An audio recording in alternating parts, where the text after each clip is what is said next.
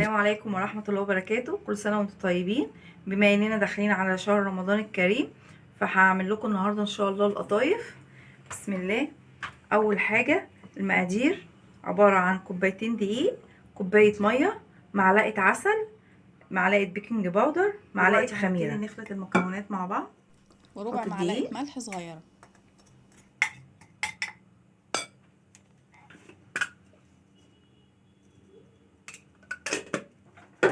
الخميرة،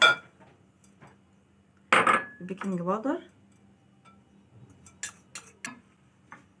نبتدي نعجن بالميه. ممكن نحتاج ميه نزود عشان نشتغل بالمضرب اليدوي.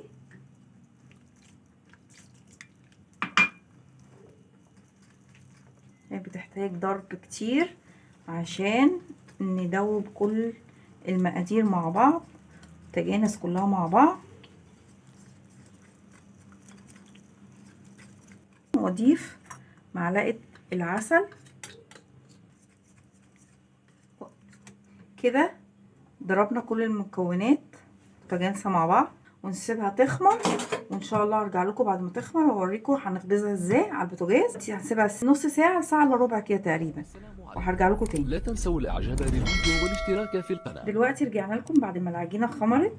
انا فضيتها في حاجه كده ببوز عشان اقدر اعبي فيها في الوعاء اللي انا عملته دلوقتي ده.